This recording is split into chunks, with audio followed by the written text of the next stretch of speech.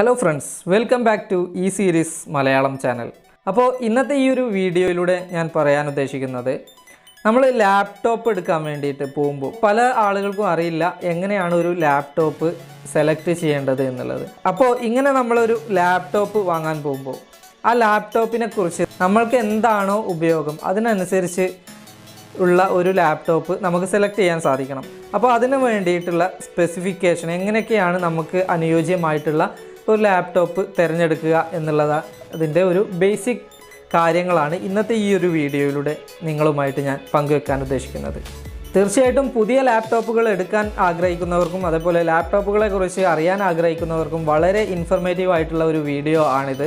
അതുകൊണ്ട് തന്നെ ഇപ്പോൾ തന്നെ നിങ്ങൾ ഈ ഒരു വീഡിയോക്ക് ലൈക്കുകൾ നൽകുക, അതേപോലെ ഷെയർ ചെയ്യാൻ മറക്കരുത്. നിങ്ങളുടെ കൂട്ടുകാരിലേക്കും നിങ്ങളുടെ ഗ്രൂപ്പുകളിലേക്കൊക്കെ നിങ്ങൾ ഈ ഒരു വീഡിയോ ഷെയർ ചെയ്തെത്തിക്കുക.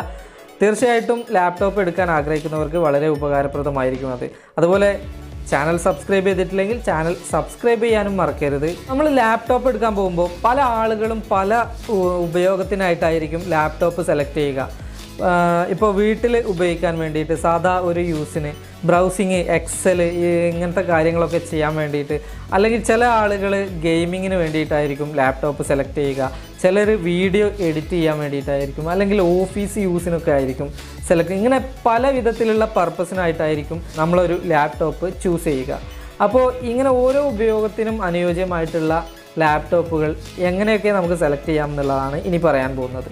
ഇപ്പോൾ നമ്മളൊരു സാധാ യൂസിന്, അതായത് ഒരു എഡ്യൂക്കേഷണൽ പർപ്പസിനോ അല്ലെങ്കിൽ നമ്മൾ വീട്ടിലൊരു വീഡിയോ കാണാൻ അങ്ങനത്തെ കാര്യങ്ങൾക്കൊക്കെയാണ് ഒരു ലാപ്ടോപ്പ് ചൂസ് ചെയ്യുന്നത് എന്നുണ്ടെങ്കിൽ, ഇപ്പോൾ എക്സൽ, പവർ പോയിൻ്റ് പോലുള്ള ആപ്ലിക്കേഷനുകളൊക്കെ ഉപയോഗിക്കാൻ സാധിക്കുന്ന ഒരു നോർമൽ ലാപ്ടോപ്പാണ് നമ്മൾ സെലക്ട് ചെയ്യുന്നത് എന്നുണ്ടെങ്കിൽ നമുക്കൊരു മീഡിയം റേഞ്ചിൽ അല്ലെങ്കിൽ ഒരു മീഡിയം റേഞ്ച് പ്രൈസിൽ വരുന്ന ഒരു ലാപ്ടോപ്പ് ആണ് ഇതിനായിട്ട് നമ്മൾ സെലക്ട് ചെയ്യേണ്ടത്. അതായത് ഇങ്ങനെയുള്ള നോർമൽ പ്രോസസ്സുകൾക്കുള്ള ഒരു ലാപ്ടോപ്പ്, ഒരു i3 പ്രോസസ്സറുള്ള ഒരു ലാപ്ടോപ്പ് ആയിരിക്കും നമുക്ക് ഏറ്റവും നല്ലത്. ഒരു മീഡിയം റേഞ്ചിലുള്ള ഒരു i3 ലാപ്ടോപ്പ് ആയിരിക്കും ഈ ഒരു പർപ്പസുകൾക്കൊക്കെ വേണ്ടിയിട്ട് നമ്മൾ സെലക്ട് ചെയ്യേണ്ടത്. അപ്പോൾ ഇങ്ങനെ സെലക്ട് ചെയ്യുമ്പോൾ ഈ ഒരു ലാപ്ടോപ്പ് നമ്മുടെ സാധാ യൂസിന് മാത്രമേ പറ്റുകയുള്ളൂ എന്നുള്ളത് എല്ലാവരും അറിഞ്ഞിരിക്കണം. അതായത് നമ്മൾ നോർമൽ യൂസിന് വേണ്ടിയിട്ടാണ് ഇങ്ങനെ ഒരു ലാപ്ടോപ്പ് സെലക്ട് ചെയ്യുന്നത്. പക്ഷേ നോർമൽ ലാപ്ടോപ്പ് ആണെങ്കിലും ഇപ്പോഴത്തെ കാലത്ത് നമ്മൾ കൂടുതൽ ഡാറ്റകളൊക്കെ ഉപയോഗിക്കുന്ന ഒരു കാലഘട്ടമാണ്. ഇപ്പോൾ അതിവേഗ ഇൻ്റർനെറ്റുകളുടെ ഒരു കാലഘട്ടമാണ് ഇപ്പോൾ എന്ന് പറയാം. അപ്പോൾ ഈ ഒരു അതിവേഗ ഇൻ്റർനെറ്റിൻ്റെ ഈ ഒരു കാലഘട്ടത്തിൽ നമുക്ക് സ്റ്റോറേജ് കൂടുതലായിട്ട് ആവശ്യമാണ്.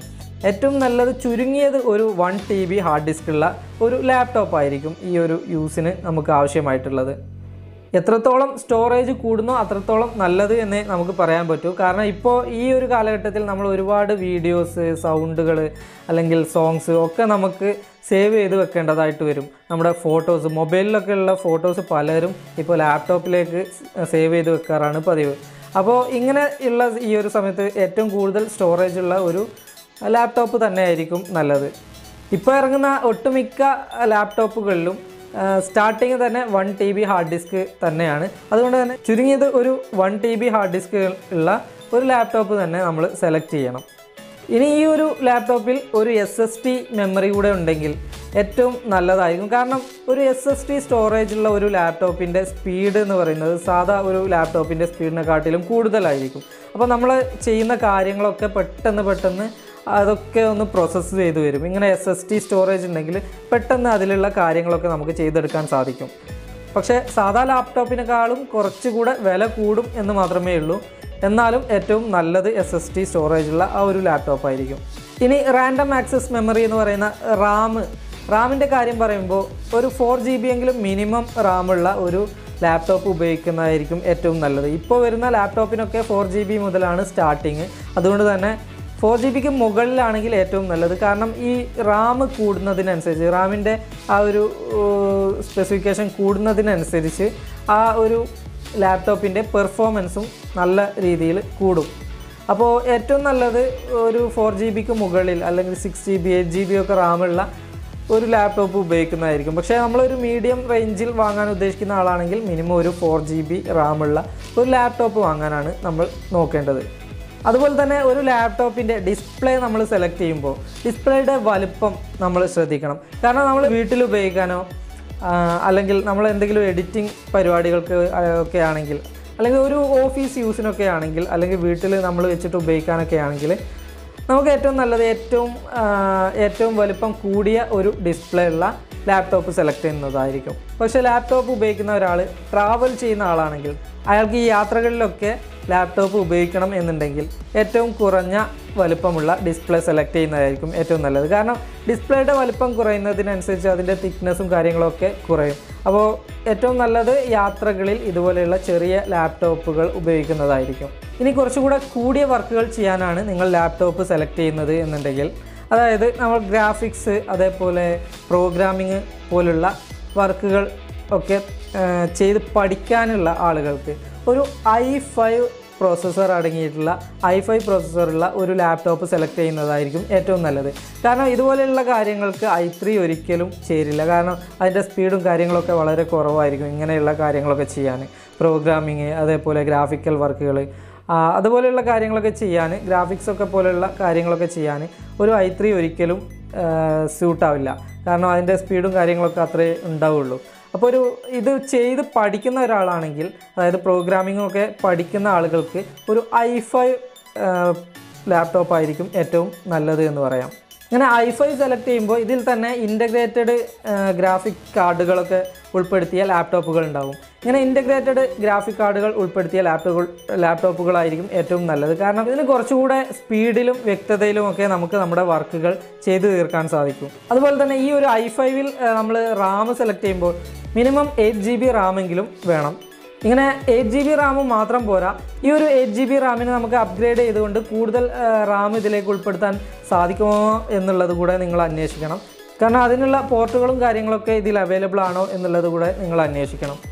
പിന്നെ ഇതിൽ SSD സ്റ്റോറേജ് ഉള്ളത് തന്നെ നിർബന്ധമായിട്ടും എടുക്കണം. എന്നാൽ മാത്രമേ നമുക്ക് ഗ്രാഫിക്സ് വർക്കുകൾ പോലെയുള്ളവയൊക്കെ വളരെ സ്പീഡിലും നല്ല രീതിയിലും നമുക്ക് ചെയ്തെടുക്കാൻ സാധിക്കുകയുള്ളൂ.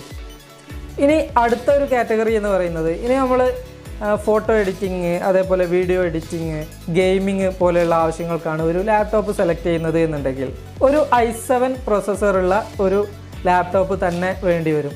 കാരണം ഒരു i3 അല്ലെങ്കിൽ i5 ഒക്കെ ഇങ്ങനെയുള്ള കാര്യങ്ങൾക്കൊക്കെ വളരെ സ്ലോ ആയിട്ടായിരിക്കും പ്രവർത്തിക്കുന്നത്.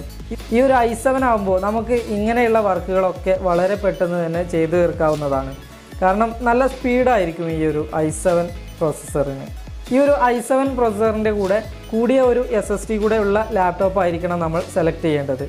അതുമാത്രമല്ല, ഇങ്ങനെയുള്ള എഡിറ്റിംഗ് പരിപാടികൾക്ക് അതിൻ്റെ കൂടെ തന്നെ ഒരു മികച്ച സ്റ്റോറേജ് ഉള്ള ഒരു ഗ്രാഫിക്സ് കാർഡും നിർബന്ധമായിട്ടും വേണ്ടി വരും.